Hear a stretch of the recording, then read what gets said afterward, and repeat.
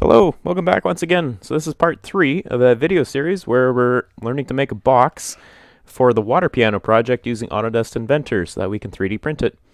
So in the last video we learned how to make a whole bunch of holes in the front for our speaker to fit in, and in this video we're going to learn how to make the parts which will hold the speaker in. So just so we're all on the same page, let's hit the home button so we all zoom out to the exact same view. Okay. Now we want to start with exactly the same thing we always do. Let's start with a 2D sketch, and you can rotate. Let's just go up to the top here. We're going to make the sketch right on that top face. Okay.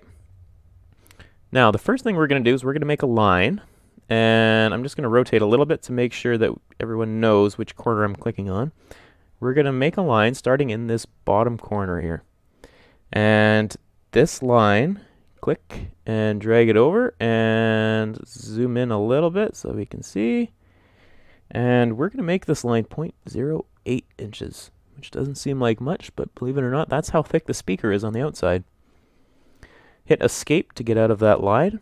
So then the next thing we're going to do, we're going to make a rectangle. Now, it'll probably be on the 2-point center rectangle that you had from last time. We actually want the 2-point rectangle now. So select that 2-point rectangle. Come over to here until this dot goes green. Click once and drag it over. So the dimensions that we want this one to be, our first dimension, which will be the width of it here, is going to be 0.25. Hit tab, and our second dimension will be 0.188, which kind of sounds obscure, but that's 3/16. It's really not that obscure. Hit enter, and we make a little box. Okay, so let's just finish that sketch because that's all that we need of that shape for now. Zoom out a little bit. So the next part is that we're going to extrude this one shape. So it automatically wants to make it 1 inch. We don't want that. We want it to be 2 inches. We could also, well, let's just make it 2 inches, okay? Just to keep that fairly simple. So now let's go back to our home view. We have this little nub which sticks out. So we could do this a second time on the other side, but once again, there is an easier way to do this. So on the pattern part of the toolbar up here, you're going to find this thing that says mirror. So what we want to do is mirror this feature that we just made, that little box there. So click that box. Now the mirror plane, basically the line that we want to mirror it on, is going to be this one here, the origin XY plane. So this is why we wanted to make our box starting on the origin so that we can mirror things right across from each other in a symmetrical way. So you notice how now we got this little green box here. We hit OK, and we've just made a second part really easily. All right. So the last part of making this mount is that we need to use a tool called the fillet. So let's click fillet here, and you need to manually select the edges that you want to fillet. So right away, the radius that it wants to do is 1/8 of an inch, which happens to be the radius that we want for a couple of them. So I'm going to select that edge there and this edge here. And right away, you can see it turns our square into a bit of a semicircle kind of thing. I want to do the same over on this side, fillet that one and that one. Okay, good. Hit apply. You can hit OK and then hit fillet again, but we want to add a couple of other fillets in there right now. But we want to change the radius, so just click up here on the radius, delete that, and we want to be 0.0625, which is 1/16 of an inch. And let's zoom in so we can actually see what we're doing. We want to get that other line there.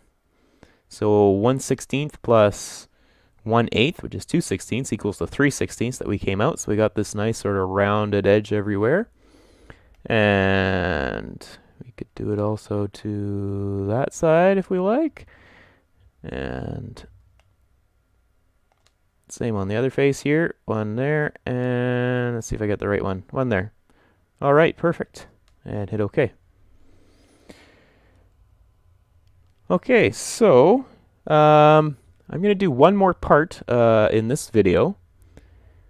So this is where the speaker is going to be fitting in. What we're going to do next is the battery is going to fit in right here. So I'm going to make the part to the battery for the battery holder. So first off, I'm going to select the 2D sketch on that same bottom face there. And zoom out just a little bit and rotate so we can see what's going on. And I'm going to make a line.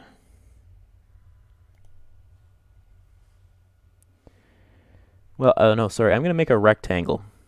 I'm going to make a rectangle from that point right there. So where the last fillet is attaching onto the edge here, we're going to start it there and click it up and drag it over towards our round part. So our first dimension that we want to do is 0.1, and then hit tab, and our last dimension is going to be 0.4. Okay, so now we've made this little box here. Just going to finish that sketch. We're going to extrude that. We don't actually want it to come up 2 inches because we just want it to be the height of the battery, which is about 3/4 of an inch, or 0.75. If you know what 3/4 of an inch is and you don't remember what the decimal amount is, you can also hit 3/4. There we go, and it automatically knows that it's 3/4 of an inch. And let's just say you work in millimeters. You could also do 22 millimeters. And it knows that 22 millimeters is that much, which is roughly 3/4 of an inch. I'm just going to make it 0.75, hit OK. Okay, so there's one side of it. You can probably guess what comes next. We're going to mirror the same part. We're going to mirror it off that plane again and hit OK. And there we got our second part. All right. Now the 3D printer doesn't always like to have hard edges everywhere. And we're going to have some wires in here, so it's best also not to have some hard edges. So we're going to fillet a couple of these ones as well. So it's on the 0.625 setting right now.